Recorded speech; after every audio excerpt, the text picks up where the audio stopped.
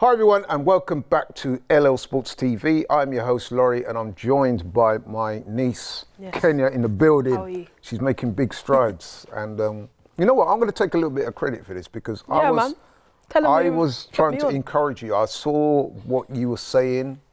Every time we talk about games, your input was always very learned, and I thought to myself, you know what, she would make an excellent contributor on AFTV, and I pushed your case, and you know, I mean, here we are, and I'm very proud of you, man. You know what I mean? And if you look at the comments to the videos, you're getting a lot of love, which is great to see. Appreciate you. I appreciate you guys as well. So big yourself up, man. Yeah, man.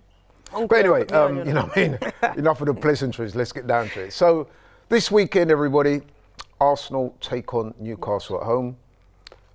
It's Arsenal's final home game of the season.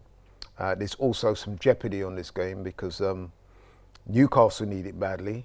They're trying to qualify for the Champions League. We need it badly, Kenya, because we still haven't automatically qualified for the Champions League yet. As I sit here, we need at least a point. We also need to get one over on Newcastle. We played them 3 times so far this season, and not only have they beaten us 3 times, we've yet to even score a goal against them. So, and something else that myself and you have spoken about, the need to finish in second place. Now, for some fans out there, you know what I mean, and I'm going to call him out, Turkish, that's my guy, but me and him have been going back and forth. Surprise. No, because he's one of those that thinks... Yeah, you know Turkish already. Yeah, exactly. We don't even need to talk He's like one of those, like, you know what I mean, we didn't win the title. Tough guy. The campaign was disappointing, which I agree with. Yeah. As long as you get Champions League, he's not really bothered about finish second. For me, I do think it makes a difference. Kenya, what's your thoughts on that? Yeah, I feel like, look, I've got to be honest, the least they could do is finish second, like the very least. We've been let down in all the other areas. We've dropped out all of the cups. It's a very disappointing season. I think the worst thing that could happen now is you don't even finish second. Like, I just think it would almost be a slap in the face to fans of like, oh, we don't really care about the league. Yeah. We just care about Champions League. We're in it anyways. Like a bit lazy. It's too laissez-faire for me. Just at least these last 2 games, show us something. You've not really shown us much this season. Like, second is important. It is, man. I mean, there's optics straight away. There's optics. Kenya spoke about it. The fact that we've not won the league, the campaign's ended disappointingly, and then on top of that, now you're going to finish 3rd, 4th, or 5th. You dragged yourself into a top 5 race when we could have been way clear of that if we just done our business in the league. Didn't do that. Now we're here. It's like, just at the very least, finish second. Do you know what I mean? Like 2 games left, man. Try and win those 2 games. You finish second. At least you finish on with some respectability. You know what I mean? Whereas if you lose to Newcastle, it just gives that air of the disappointment becomes even more palpable. Yeah, exactly, and the criticism becomes higher. And like I said, you know what I mean, we own Newcastle. Do you know what I mean? Yeah, man. You know what I mean? We've not beaten them all season. Yeah. They put us out the Carabao Cup. And let's face it, they put us out the Carabao Cup with something to spare. Yeah, exactly. I was at that game, you were at that game. You know what I mean? They beat us easy. They didn't have to try. They didn't have to, honestly, they didn't even have to try. Yeah. We were so bad, we couldn't hit a barn door. Like, it's really annoying because like those 3 games that we played against Newcastle, I've seen that game like a million times against so many other teams where we just couldn't score. And when we played them at St James's Park, that goal from Isak was a great goal, but it was done in like the first 10 minutes. We then spent like 90 minutes crossing into the box. We were just so unimaginative, and they walked away with 3 points because they just stuck to their thing and they got it through. Kind of same with the Carabao Cup. They just hit us with 2 good goals in both legs. Just like... And Arsenal fans, I'll give you something else to think about. If in the event, which we hope doesn't happen, that Newcastle was to beat us, did finish on top of us, what type of message do you think that's sending for next season? Exactly. Newcastle, psychologically, that gives them a huge boost because they're thinking, you know what, we have usurped Arsenal this season. We've won a trophy. We finished higher than them in the league. Yeah, exactly. We've kept hold of Isak. Yeah. We are the team now to challenge City and Liverpool and the likes. And not Arsenal. They actually have a really good shout to do that. I mean, this summer they can spend a lot of money. Yeah. Like, they've got a really great project. Eddie Howe's a good manager. They're going to be back in the Champions League, which is deservedly so. And I think even last time they were in the Champions League, they were actually quite unfortunate. They got put in a group of death. And they still put in a really good account of themselves in that. So I still feel like, yeah, man. So you're ceding ground to one of your rivals. You're allowing them a leg up. Exactly. And I even think just for us, it's more of like next season, there is like, not to say that there isn't already. We already know next season, there's no excuses. You must go and win the league. You must go win the Champions League. Has to be one of those two at the very least. But like, if you end the season, especially your last home game, with a loss, fans look at that like next season you have to be perfect almost. Like the pressure that's going to be on you is already high for next season. Don't make it any higher for yourselves, honestly. Another reason, Kenya, is this. Like, so imagine, like I said, the worst case scenario that we don't finish second, we get beaten by Newcastle. Yeah. That message that sends out to prospective players who might want to come to the club. That player and his agent are going to sit down and look at Arsenal as a football club. And if we don't finish second, these people might be inclined to think they've regressed. Yeah, I mean, I heard exactly. Mikel Arteta, the manager. Yeah, he said that. He's actually said that we've gone backwards this season. And we so have. If that gets confirmed by us finishing less than second, prospective players who might be thinking of coming to the club will think, look at Arsenal as a project and think, you know what, them man are, they finished second twice in a row, but this season they finished third. Newcastle have usurped them, and right now, man, you know what I mean, they're on a downward trajectory. Yeah, exactly. They might just look at it and be like, Arsenal missed their chances to win the league. Is there any point in me buying into this project? It might be, you know, they might look at it and be like, Mikel Arteta's under a lot of pressure. Next season might even be his last season. Do you know what I mean? Yeah, like, that's another good one. Those are things that those prospective players like the Gyökereses, the Seskos might look at and say, there's so many other clubs that want me that I could go to whose project is on the up and up. Yeah, exactly. Who looks like they're going to mount that challenge. Like, if you think about it, we need a striker, right? Like, if I'm a Victor Gyökeres, he could be looking at even a team like PSG and be thinking, right, they win the league. They're in a Champions League they're in a Champions League final, I should say. They need a striker. They're on an upwards trajectory as compared to us right now. We're on a bit of a downward spiral. So we have to lock in these last two games at the very least. I mean, talking to Gyökeres, I mean, listen, we all got excited. Well, certainly I did when the news came out that it looks likely that Gyökeres might come to Arsenal. But listen, no decision's been made yet. Yeah, exactly. The players actually said, let me finish the season and we'll see. We'll you know what I mean? Things can change. And there's a lot of clubs chasing So him down. you imagine if we don't finish second and Newcastle finish above us and Gyökeres looks at that and thinks, I'm going to that club. And he's someone who's won the league with Sporting. It looks like they're about to win the league again, I think on goal difference. It's been much tighter this year. But he's probably looking at it like, right, I want to maybe go to another league where the competition is better, but I also want to win that league. I want to win cups, and I also want to be challenging for the Champions League. He's probably looking at, these are all things he's going to consider. So we have to, you know, show that actually this is a desirable place for you to join and come to. But boy, we got to beat Newcastle, man. Have to, because like I said, it's a platform for future success. Exactly. To finish as high as possible, to demonstrate that you are that club that has a positive outlook. Yeah, exactly. Ambitious, upward trajectory. Yeah, I even you feel start like finishing down the table, man. All of a sudden it doesn't have quite the same look. Exactly. I even feel like what was good about last season was that we lost to Newcastle at St James's Park in a very controversial win for them, but then when we went to the Emirates, we just dealt with them. Do you know what I mean? We just, it's like we still remembered that. We're like, nah, we're not having this, and we beat them 4-1. We need that again this season, and you know, it's the last home game as well. We're going to be wearing a new kit, stuff like that. Like, come out. Kit that I went out and bought. Yeah, man, expensive thing, you know.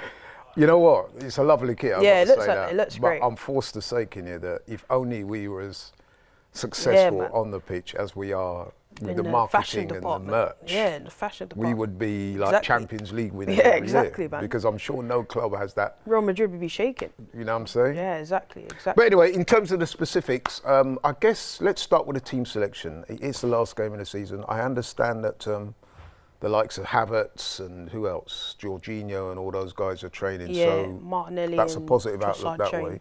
Yeah, we're obviously missing Timber still. He didn't train, so it's unlikely we're going to see him. And Mikel Merino's obviously suspended. Yeah. So that's another big miss for us. you know, he could be facing against his old club again, but it's not going to be. What kind of team do you like to see take the pitch on Sunday?